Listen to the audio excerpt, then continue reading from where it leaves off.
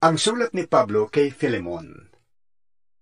Mula kay Pablo, bilanggo dahil kay Kristo Jesus, at mula kay Timoteo na ating kapatid, para kay Filemon, ang minamahal naming kamanggagawa, at sa iglesyang nagtitipon sa iyong bahay, kay Apia na aming kapatid na babae, at kay Arkipo na katulad naming nagsisikap sa paglilingkod.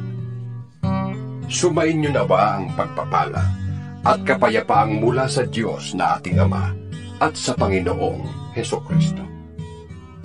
Lagi akong nagpapasalamat sa Diyos tuwing isinasama kita sa aking pananalangin, sapagkat nababalitaan ko ang pag-ibig na ipinapakita mo sa lahat ng hinirang ng Diyos at ang iyong pananampalataya sa Panginoong Hesus. Idinadalangin kong ang pagkakabuklod natin sa isang pananampalataya ay magbunga ng lubos na pagkaunawa sa mga kabutihang dulot ng ating pakikipag-isa kay Kristo. Kapatid, ang pag-ibig na yun ay nagdulot sa akin ng malaking katuwaan at kaaliwan, sapagkat dahil sa iyo, sumigla ang kalooban ng mga hinirang ng Diyos. Kaya nga, malakas ang loob kong iutos sana sa iyo ang nararapat gawin bilang kapatid mo kay Kristo. Ngunit, mas minabuti kong makiusap sa iyo sa ngalan ng pag-ibig. Akong si Pablo, nasugo ni Kristo Jesus, at ngayon nakabilanggo dahil sa Kanya, ay nakikiusap sa iyo tungkol kay Onesimo, na anak ko sa pananampalataya. Nahikayat ko siya sa pananampalataya habang ako'y naririto sa bilangguan. Dati, hindi mo siya mapakinabangan. Ngunit ngayon, malaking tulong siya sa ating dalawa. Pinababalik ko siya sa iyo, kasama ang aking puso. Ibig ko sanang manatili na siya sa aking piling upang siya ang maglingkod sa akin habang ako'y nakabilanggo dahil sa magandang balita. At sa gayon para na rin ikaw ang kasama ko rito.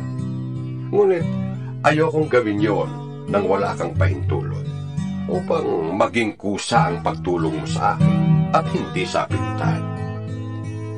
Marahil, nalayo sa iyo si Onesimo ng konting panahon, upang sa pagbabalik niya makasama mo siya habang panahon. Hindi lamang bilang isang alipin, kundi bilang isang minamahal na kapatid. Napamahal na siya sa akin, ngunit lalo na sa iyo.